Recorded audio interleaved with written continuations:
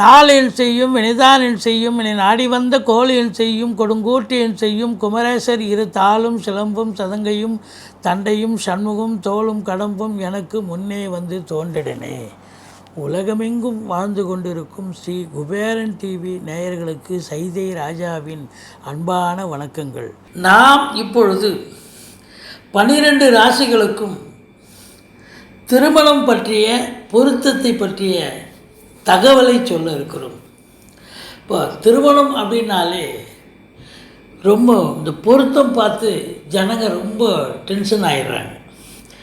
பொருந்தலைன்னு பொருந்தலாம், அது சில விஷயங்கள் பொருந்த மாட்டேங்குது, சில ஜாதகம் ரொம்ப ஆப்டாக வருதுங்க, பொருந்த மாட்டேங்குதுங்க, சிலது இதுவாக இருக்குது வேணான்னு சொல்கிறோம், அது பார்த்தா பொருந்துதுன்னு சொல்கிறாங்க, ஆனால் பையனுக்கு இப்போ அந்த பொண்ணு பிடிக்கலங்கிறான். இப்படி சில கான்ட்ரவர்சியில் வரக்கூடிய ஒரு நிலை இருக்கிறது, நம்ம பார்க்குறோம்.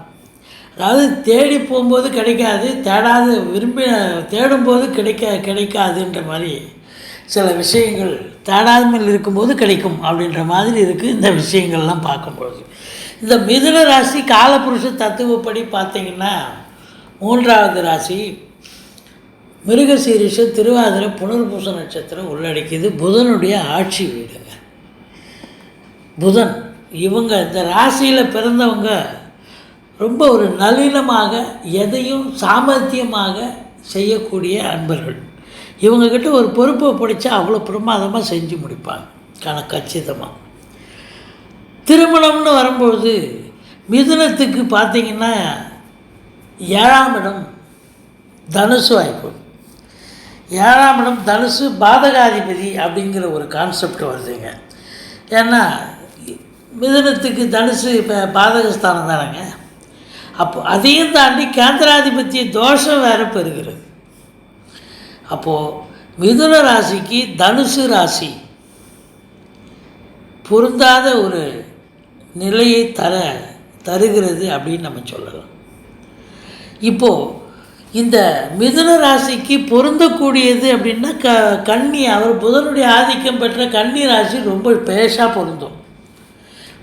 அதாவது பெண் ராசியும் ஆண் ராசியும் ஒன்றுக்கொன்று வசியமுடையதாக இருக்க வேண்டும்.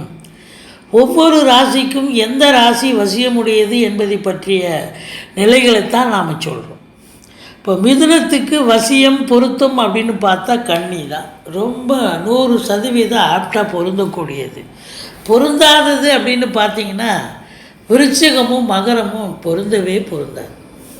அதை பொருத்தவே கூடாது. சப்போஸ் பொருந்துது அப்படின்னு சொன்னால் இப்போ மிதுனத்துக்கு மகரம் அப்படின்னு பார்த்திங்கன்னா இது 8வது ராசியாக வருது. அப்படின்னு எண்ணும்போது 6 வருது. ஸோ அதனால் அதில் உள்ள நட்சத்திரங்கள் உத்திராடம் திருவோணம் அவிட்டம் இதில் ஏதாவது ஒரு நட்சத்திரம் பொருந்தி வந்தாலும் கூட நம்ம பொருத்தத்துக்கு ஏற்றுக்கக்கூடாது அப்படிங்கிறது வலியுறுத்தி சொல்லப்பட்டிருக்கு ஜோதிட சாஸ்திரங்களில். இப்போது இந்த மிதுன ராசி அன்பர்கள் பார்த்திங்கன்னு சொன்னால் பெரும்பாலும் ரொம்ப சாமர்த்தியசாலிகளாக இருப்பார்கள். அவங்களே தன்னுடைய லைஃப் பார்ட்னரை தேர்ந்தெடுக்கக்கூடிய அதிகாரம் இவங்களுக்கே சில நேரத்தில் இவங்க அதான் லவ் பண்ணக்கூடிய ஒரு நிலை வரும் அப்படின்னு கூட சொல்லலாம். இந்த மிதுன ராசி அப்படின்னு எடுத்துட்டிங்கனாலே காலபுருஷ தத்துவப்படி இது 3வது ராசிங்க. ஆனால் விருச்சிக ராசிக்காரர் திருமணம் செய்யக்கூடாது, மகர ராசிக்காரரையும் திருமணம் செய்யக்கூடாது. இதுதான் ரொம்ப ரொம்ப இம்பார்ட்டண்ட்டு ஒரு நிலை. இப்போ பார்த்தீங்க அப்படின்னு சொன்னாக்கா மொத்தத்தில் திருமணம் அப்படின்னு எடுத்துட்டிங்கன்னா மொத்தம் 10 பொருத்தம் இருக்குதுங்க. இந்த 10 பொருத்தம் என்னென்ன அப்படின்னு பார்த்தீங்கன்னா தினப்பொருத்தம், கனப்பொருத்தம், மாகேந்திரம், ஸ்ரீதீர்க்கம், யோனி, ராசி அதிபதி, வசியம், ரஜ்ஜு, வேதைன்னு இருக்குங்க. இந்த 10 பொருத்தத்தை பற்றி கொஞ்சம் ஒரு இன்ட்ரடக்ஷன் அப்படின்னாக்கா, தினப்பொருத்தம் அப்படின்னா பெண்ணினுடைய நட்சத்திரத்திலிருந்து மாப்பிள்ளையினுடைய நட்சத்திரம் வரை எண்ணிக்கொண்டே அந்த தொகையை 9ஆல் வகுக்க 3, 5, 7 வந்தால் அசுபம், மற்றவை சுபம். கனப்பொருத்தம் இது ரொம்ப ரொம்ப முக்கியங்க. மொத்தத்தில் இந்த 10 பொருத்தத்தில் ரொம்ப முக்கியமானது தினப்பொருத்தம், கணப்பொருத்தம், அப்புறம் யோனி பொருத்தம், ராசி அல்லது ராசி அதிபதி பொருத்தத்தில் 2 ஏதாவது ஒன்று, ரஜ்ஜு பொருத்தம். ஸோ இந்த 5 பொருத்தம் ரொம்ப ரொம்ப இம்பார்ட்டண்ட்டு. இப்போ தினப்பொருத்தத்தை நம்ம பார்த்தோம். கணப்பொருத்தம் அப்படின்னா நட்சத்திரங்களில் தேவகணம், மனுஷகணம், ராட்சச கணம் என்று 3 பிரிவுகள் உள்ளன. கணத்தை பொறுத்தே ஒருவரின் குணம் அமைகிறது. தேவகணத்தில் பிறந்தவர் எப்பொழுதும் உயர்ந்த எண்ணங்களோடும் செய்கைகளோடும் தான் என்ற கர்வத்தோடும் இருப்பார். மனுஷ கணத்தில் பிறந்தவர் எல்லா மனிதர்களோடும் நன்கு ஒட்டி உறவாடி எதற்கும் வளைந்து கொடுத்து செல்வர். ராட்சச கணத்தில் பிறந்தவர் எதற்கெடுத்தாலும் கோபப்படுவார், வளைந்து கொடுத்து வாழ முடியாதவராக இருப்பார். ஆண் பெண் நட்சத்திரங்கள் ஒரே கணத்தில் அமைவது ரொம்ப ரொம்ப உத்தமம். ரொம்ப தேவகணத்திலோ அல்லது மனுஷ கணத்திலோ பிறந்த பெண் எந்த கணத்தில் பிறந்த ஆணோடும் ஒத்து போக மாட்டாள். ஆனால் ராட்சச கணத்தில் பிறந்த பெண் மனுஷ கணத்தில் பிறந்த ஆணோடு ஒத்து போவாள். இப்படி கணத்தை பற்றி சில விலாவரிகள் தரப்பட்டிருக்கு. அடுத்தது யோனி. யோனிங்கிறது ரொம்ப ரொம்ப முக்கியம். நம்ம முக்கியமான 5 பொருத்தத்தை தான் 10 பொருத்தத்தை பற்றி முதல்ல சொல்லிட்டோம். யோனிங்கிறது அடுத்த ஒரு முக்கியமான பொருத்தம். யோனி என்றால் ஆண் பெண் உடல் உறுப்பு பொருள், உடல் உறவு உறுப்பு பொருள். கணவன் மனைவிக்கிடையே திருப்திகரமான தாம்பத்திய உறவு இருக்க வேண்டுமானால் இந்த பொருத்தம் இருக்க வேண்டியது அவசியமாகிறது. ஆண் நட்சத்திரம் ஆண் மிருகமாகவும் பெண் நட்சத்திரம் பெண் மிருகமாகவும் வருவது நல்லது. மாறி இருந்தால் மத்தியமம். மிருகங்கள் ஒன்றுக்கொன்று பகையாக இருக்கக்கூடாது. இந்த யோனி ரொம்ப அவ்வளோ இம்பார்ட்டண்ட்டு. அடுத்தது ராசி, ராசி அதிபதி. இது 2த்தில் ஏதாவது ஒன்று.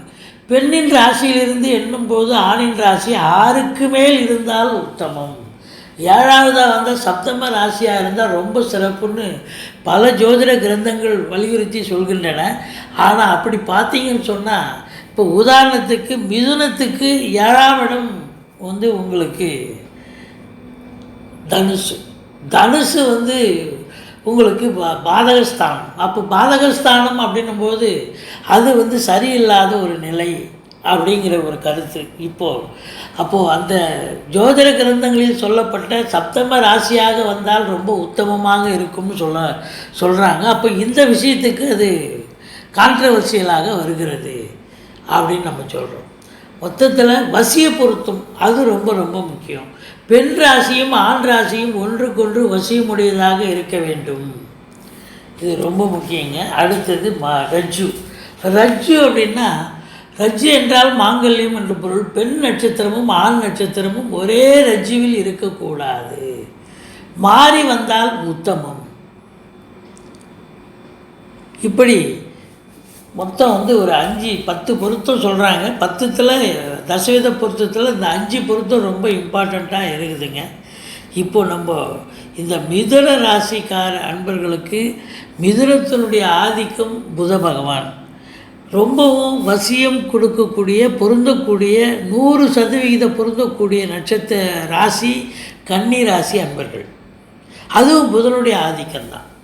ஆனால் மிதுனத்துக்கு விருச்சிகம் கூடவே கூடாது, மகரம் பொருந்தவே பொருந்தாது என்று சொல்லியிருக்கிறார்கள். அதோடு மட்டுமில்லை, பாதக ஸ்தானாதிபதி என்று சொல்லக்கூடிய, அதாவது 7ஆம் இடம் கேந்திரஸ்தானம், அதாவது கேந்திராதிபத்திய தோஷமும் ஏற்படுகிறது.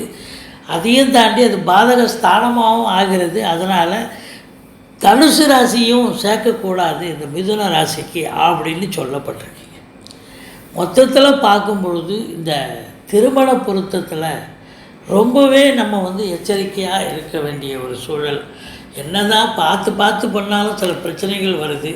ஆனால் பார்க்காமலே சில பேர் நெட்லேயே பார்த்துட்டு அது பொருந்தது ஓகே அப்படின்னு திருமணத்தை பண்ணிக்கிறாங்க.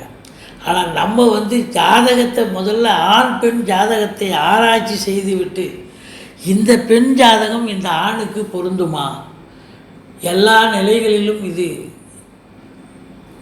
உதவிகரமாக இருப்பாளா அப்படின்னு பார்த்து, அது குடும்பத்தில் ஒற்றுமை, சம்பாத்தியம், குழந்தை பாக்கியம், இப்படி பலவிதமான ஒரு விஷயங்களை நம்ம ஆராய்ச்சி செய்துட்டு ஜாதகங்களை அலசி ஆராய்ஞ்சிட்டு பிறகு தான் நம்ம வந்து பொருத்தத்துக்கே நாம் வரோம். பொருத்தம் என்பதும் வேணும். அது ஜாதகங்கள் 2 ஆண் பெண் ஜாதகங்கள் ப்ராக்டிக்கல் மாதிரி, ஆனால் இது தியரி மாதிரி. இது எழுதப்பட்ட வாசகம். இது ஒரு ஆண் நட்சத்திரமும் ஒரு பெண் நட்சத்திரமும் பொருந்துது பொருந்தலைன்னு சொல்கிறது அது ஏற்கனவே எழுதி வச்சிருக்கு, எழுதப்பட்டிருக்கு.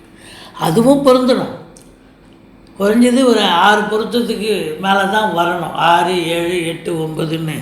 ஆனால் 10 பொருத்தம் இருக்கக்கூடாதுங்க. பொருத்தம் 10 பொருத்தம் இருந்தால் கண்டிப்பாக திருமணம் செய்யக்கூடாது.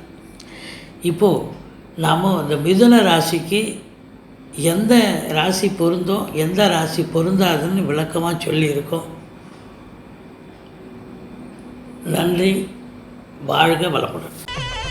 ஸ்ரீ குபேரன் டிவியை பார்த்தமைக்கு நன்றிகள். மேலும் இது போன்ற தகவல்களை தெரிந்து கொள்ள ஸ்ரீ குபேரன் டிவியை சப்ஸ்கிரைப் செய்யுங்கள். மறக்காமல் பெல் ஐக்கானை கிளிக் செய்யுங்கள்.